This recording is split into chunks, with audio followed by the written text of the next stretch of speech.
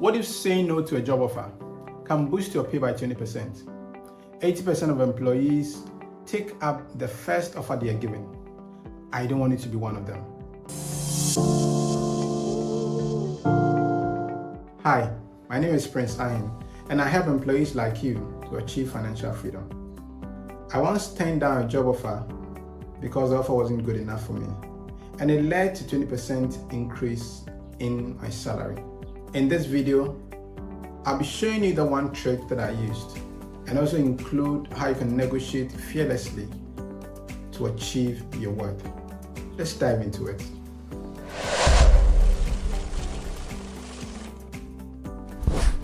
After months of interview, I got a job offer from a new company.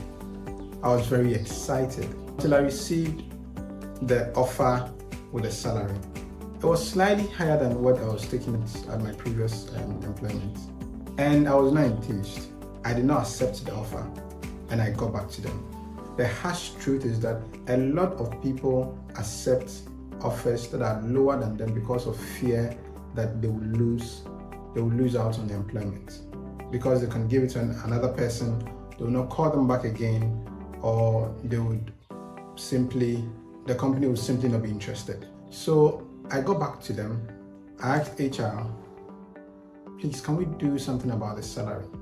Because this is clearly, I can see that my value that I bring on the table is clearly more than what you are willing to give me. Now, this role was new to them, but the set of skills that I had is one that matched what they were looking for, and they urgently needed somebody to fill in that space. Of course, I was ready to walk away if they didn't meet the request I had made. Even though it had taken months to get to this point, I knew that taking the offer would have made me very unhappy, and I like to give my best to anywhere I go. I like to give my best to the company that I'm working with, and so seeing that I'll be happy in the situation, I was willing to walk away. So what can you take from this? Compare any offer that you get from what you're currently taking to spot any gap. If it's low, find out what others in similar position that you're being offered are being given, even in the same company or similar companies, so that it can guide you to know whether you're getting a good deal. If you're getting a good deal, that's good. But if it's a bad deal, then you need to get back to them for them to improve the offer. So what's the one trick that got me the 20% raise? It's knowing your value and standing by it. When I got the offer from the company and I wasn't satisfied with it, I quickly emailed the HR that I believe what you're offering me is good, thank you, but can you do something about it? Because of the value I bring to the table. Now, when they received it, they got back to me, but I backed it with my skills and market research, and I was prepared to walk away if they were not willing to do anything about it. The truth is that if you accept low offer, you will undervalue yourself for years, and you will leave thousands on the table. My trick worked. Employers are expecting you not to accept your first offer. They expect you to negotiate. My trick worked because it was a perfect matchmaking script. I showed them reason for them to value me more, and they were going to do something about it. So how can you show your employer or prospective employer that you are worth more? One is to list your skills, the skills that you have, and the impact that you're bringing to the table. If you can quantify it for them to know the benefit that they're going to be deriving from it, they can easily correlate that to any increment that you're seeking for. Secondly, do market research. If you can find out how much they are paying comparably to the same position you're going for in the institution that you want to go to, find out. In fact, if you can, ensure that you get information there to help you prepare.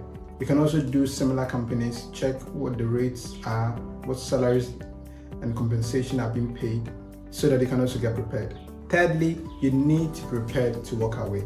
If you know your worth and you are proposing a figure and they are not willing to discuss or negotiate with you, be prepared to walk away. Having the ability to walk away is not a show, is not arrogance. It means that you know what you are worth and you are willing to stand by that. It will save you a lot. Who truly need your work, who truly need your services, will take you on and expect you to deliver. And so once you get what you're looking for, you go all out to show them why you deserve that.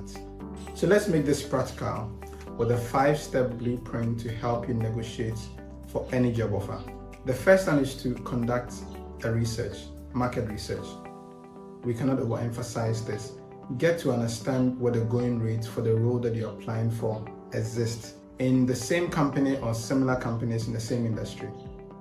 And once you find that, see if you can inch it up or remain within what the market is giving based on the unique set of skills, experience, and impact that you're expected to make in the new company that you're going to. And so the number 2 is to assess your skill. Is your skill unique and rare?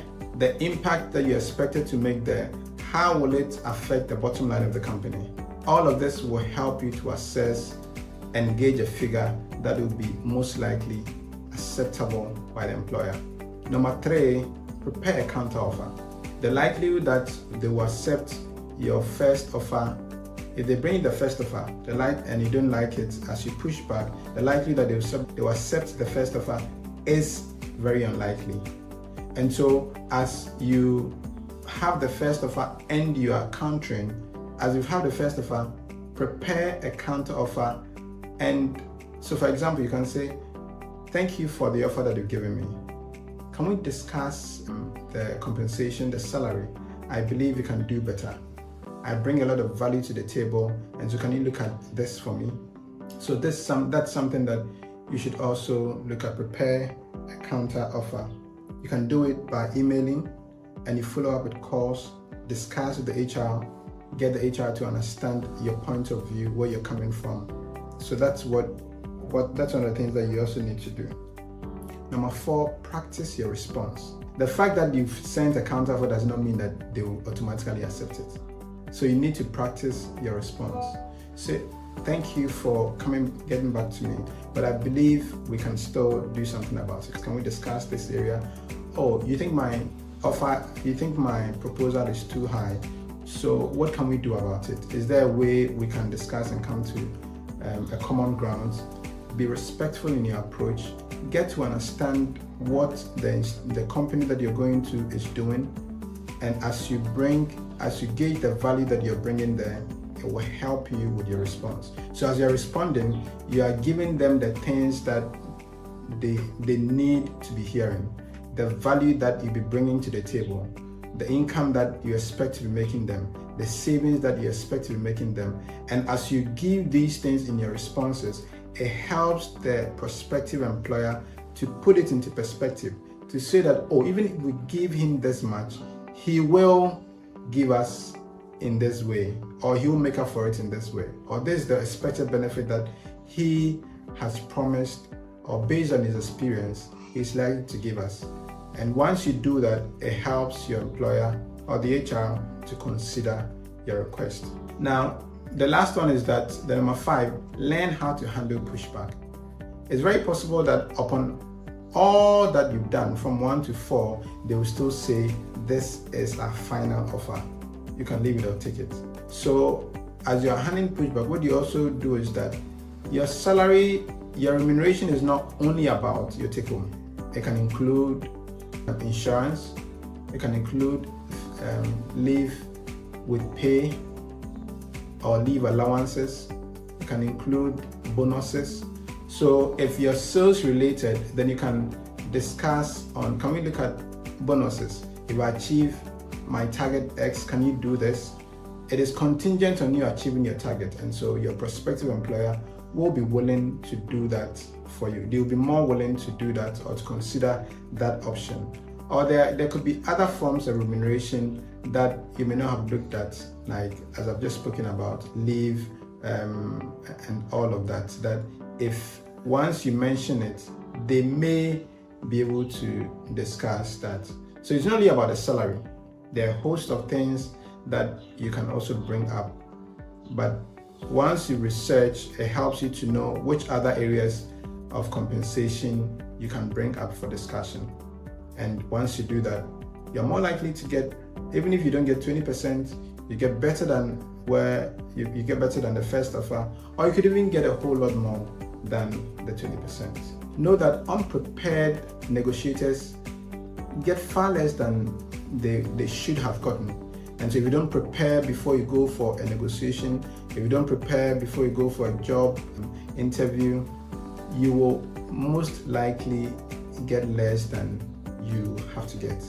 If you follow the blueprint, it will make you unstoppable and it will help you get more than the first offer that was given you. Now here's how you tackle fear, which is the biggest barrier to negotiation. Now, when I refused the offer, there were lots of things that were going through my mind. What if they don't call me back? Because it's been months, it was months of interview process. What if they give the position to someone else who's willing to accept a lower offer? And all of that. All of these things were going through my mind. But the truth is that the fear of losing an offer costs much more than the offer itself. And selling for a lower offer will get you to settle for, you'll be underpaid for a lot of years. And so if you have an opportunity to push back, please do it. Now, how do you beat this? How do you crush this fear? Learn from what I did. One, I shifted my mindset. Instead of I lose my job, I was like, okay, my skills are worth much more than that. The value that I bring to the table will make the company more valuable in the area that I'll be operating. So that was the first mind shift that I had. Secondly, I visualized HR agreeing to my deal, agreeing to the proposal. So you need to be positive about it. You don't need to get into this negotiation thinking that, I'm already defeated. Believe that the proposal that you are taking will be acceptable. Oftentimes, it will even be lower than what you should even be expecting, or it will be lower than what actually they can give you. So be bold and make that offer, make that counter offer. I visualized HR agreeing to my offer. And the last one was that, thirdly, I was prepared to walk away. So the consolation was that even if I didn't get it, I still have a job that I can still remain in. At least I was not sacked from that job and I was still working there. I could continue. My ability to have these three mind shifts caused me to be resolute. And it actually gave me the strength to negotiate, which eventually yielded a 20% salary increase. So take this hack and also apply it to your life, to your job life. That anytime you're given an offer you think it is low, make a counter offer. Do not fear. Look at the skills and expertise that you're bringing to the table. If you think that your skills and expertise are low, ensure that you upgrade your skills. Look for skills that are rare and not that common. Because of course, once your skill is common, they can easily replace you.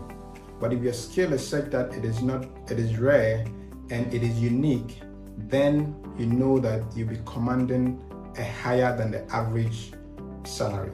And always be positive about it. Once you're negative about it, the tendency that it will go against you is very high. Visualize the employer, your prospective employer, agreeing to the terms that you're bringing on the table. Of course, be reasonable about it. So once you're reasonable about it, based on all the things that we've spoken about, you're more likely to receive a positive feedback and prepared to walk away.